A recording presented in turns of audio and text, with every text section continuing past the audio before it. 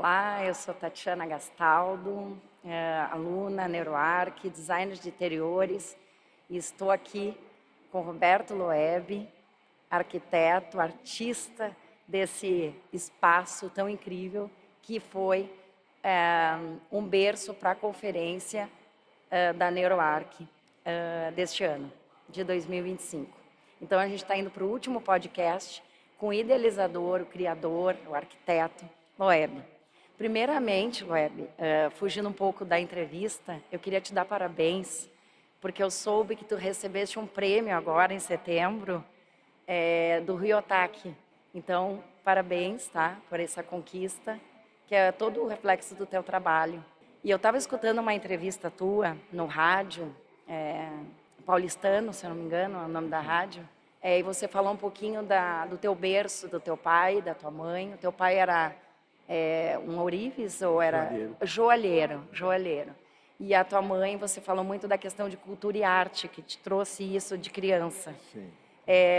Eu acredito que a gente usa muito da nossa família no nosso trabalho. E aqui nesse espaço da Unibis, você conseguiu contemplar de alguma forma as tuas raízes? Seguramente, porque essa foi uma oportunidade de eu homenagear meus avós maternos, né? É um projeto que surgiu de uma oportunidade, de uma conversa com amigos, né?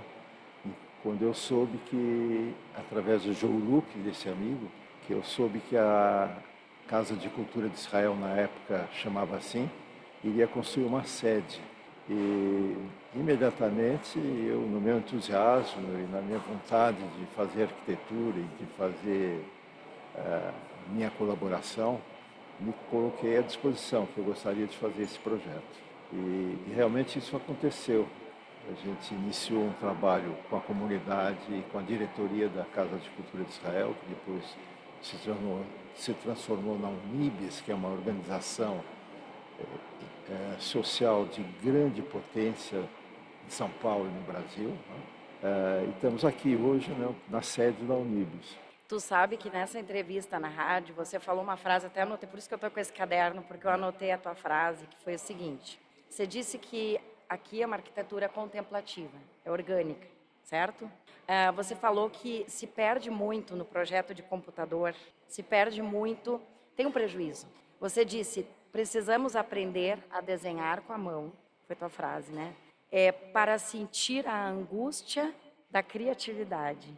E a minha dúvida e a minha curiosidade foi, você desenhou à mão o Unibis Cultural aqui? Desenhei à mão, porque eu nunca fui muito hábil nas questões de computadores e notebooks e linguagem desse tipo, né?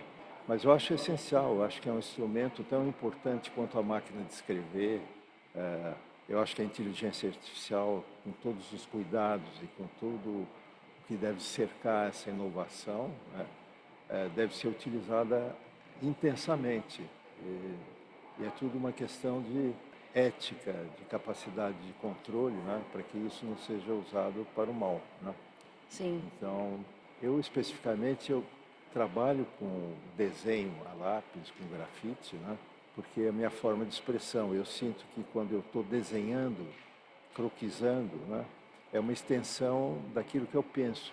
E o desenho, ele é sempre titubeante, não sai nenhum desenho imediatamente correspondente à arquitetura que eu quero fazer, que eu ainda nem sei o que eu quero fazer, né?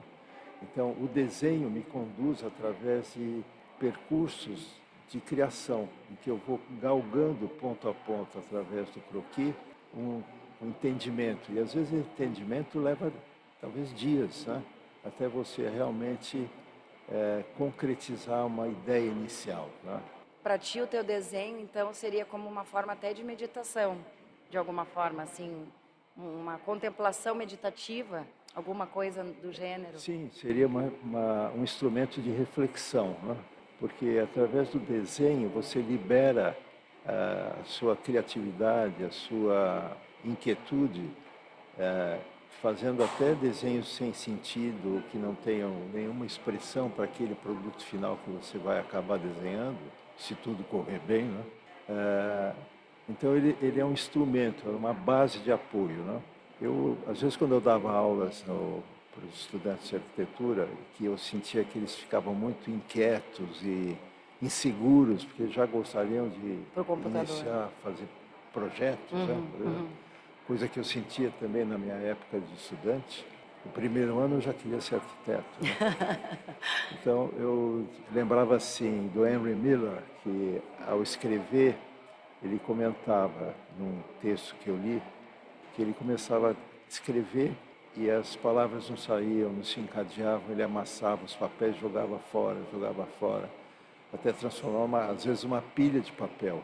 E, de repente, aquele texto tão difícil de aparecer, ele começava a tomar forma, né? Então, eu dizia assim, acho que é como se você tivesse uma torneira fechada durante muito tempo e que você, ao abrir, deixar sair água enferrujada, água suja. Sim. E só deixando a torneira aberta, você vai ter água limpa. Ai, que maravilha. Então, ela corre. Então, eu acho que o processo de criação é sempre um processo de procura, de uma certa angústia, né? Que é necessária, mas que no momento em que teus neurônios se encaixam e que você, de repente, sem perceber, você compreendeu aquilo que você estava procurando, é uma sensação muito especial. Sim. Eu me lembro de estar fazendo um concurso para a Índia, um centro cultural da Indira Gandhi, que eu recebi o pacote de escopo do projeto. Era enorme. Eu disse, eu não vou conseguir. Sim. Simplesmente eu lia, passei uma semana lendo e pensando assim, pô, eu não dou para arquitetura, eu não vou conseguir entender. E de repente, né? De repente, sem que eu tivesse a vontade expressa, consciente, as coisas se encaixaram e foram tomando forma. Então, eu procuro sempre prestar muita atenção no processo da angústia e no processo da procura, porque é através dessa procura que você atinge um outro patamar. Uau! Loeb, eu acho que você despertou nesse espaço, nesse ambiente que você criou, uma conferência, não vou nem falar em conferência, vou falar de encontro. Eu desliguei do celular, eu acredito que muitas colegas fizeram isso, até porque era a proposta da NeuroArc trazer a arquitetura no estado de presença. E a Gabi e a Pri, toda hora, a todo momento falavam, gente, deixa o celular para as horas de folga, de intervalo, e vivam esse espaço. E na hora do coffee break, a gente não queria parar de se abraçar, de se olhar, de conversar, de compartilhar o que a gente tinha acabado de escutar do palestrante, e que foi muito profundo. Apesar de ter sido uma apresentação breve que tu deu agora, você apresentou os teus clientes, alguns projetos teus. E um dos que, obviamente, mais me emocionou foi a Natura. A Natura, eu sou publicitária de formação acadêmica, e eu entrei na Natura no ano do meu casamento, 98. Eu estou até hoje com o mesmo marido, graças a Deus. E em 98, conheci o Luiz Seabra, que inclusive participou do meu treinamento aqui em Cajamar. Eu sou gaúcha de Porto Alegre, e eu trabalhei durante 8 anos na Natura lá.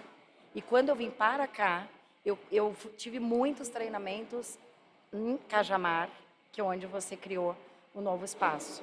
Mas eu conheci primeiro em Santo Amaro, onde era a Natura anteriormente. Sim. E o Luiz Seabra, era um sonho para ele. O Cajamar era um sonho.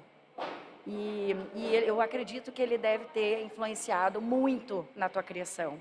Porque, como você disse na palestra agora, a gente precisa ouvir o cliente. A gente precisa estar com o cliente. Obviamente, a criação foi sua, mas você foi um co-criador, não é isso? Então, eu queria entender o processo de criação da Natura e essa relação que tu fez com o cliente, o Luiz Seabra, o Guilherme, o Pedro Passos.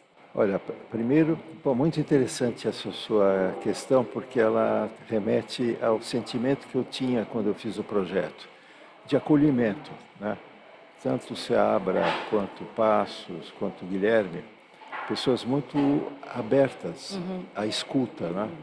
Afinal, esse projeto era um dos primeiros projetos de grandes proporções que eu fazia. Eu já tinha feito outros projetos como a sede do Banco Unibanco, e trabalhei muito no exterior, fazendo projetos de feiras, exposições, com colegas meus, né?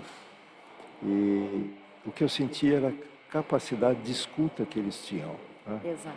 De abrir o espaço e revelar suas necessidades que já se refletiam no que eles falavam para os seus produtos.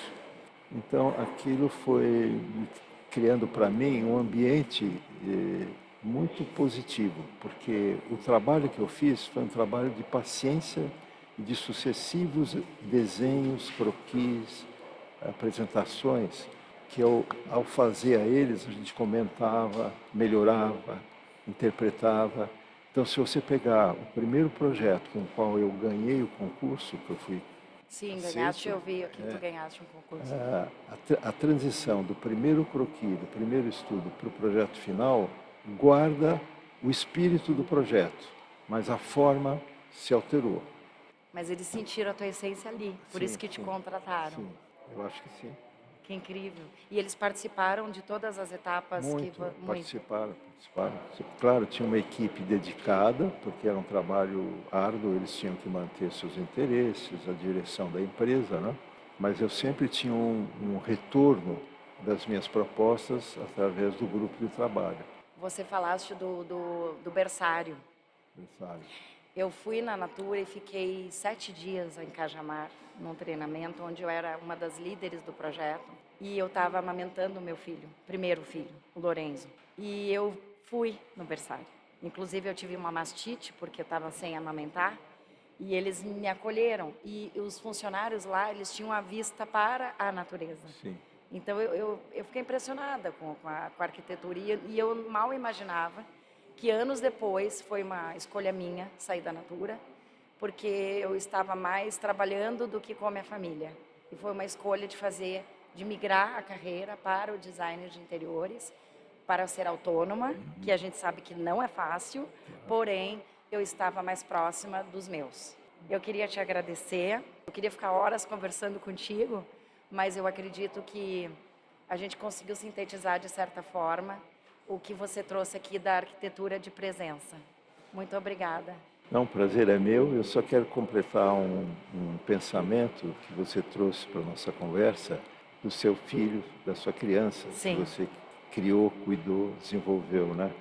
Quando eu fiz o berçário na Natura, eu queria criar uma situação em que as mães pudessem, em qualquer intervalo de seus trabalhos, no almoço, no passeio que eles fizessem, elas teriam contato com a criança. E, portanto, o espaço era aberto. Você tinha uma espécie de parapeito sinuoso de tubulação em que você via a criança brincando e entrava em contato. Loeb, eu vi isso. Quando eu tive a mastite, desculpa me emocionar, mas eu vi algumas mães no intervalo do almoço, eram crianças pequenininhas, brincavam um pouquinho e voltavam a trabalhar. E isso, eu perguntei para uma delas, ela viu que eu estava dolorido demais, e ela falou assim, fica tranquila, mas...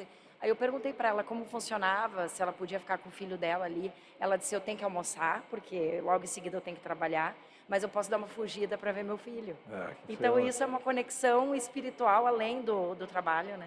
Não, e a sensibilidade do pessoal da Natura de aceitar Sim. isso. O seu Luiz Seabra sempre valorizou o ser humano acima de tudo. Ai, que presente. Você também. Muito obrigada, que Obrigado. presente. Muito obrigada pela tua prazer é meu. generosidade, Que viu? bom estar com vocês. Muito obrigado. Então nos sigam por mais podcasts como esse, inspiradores. Ambientes que curam.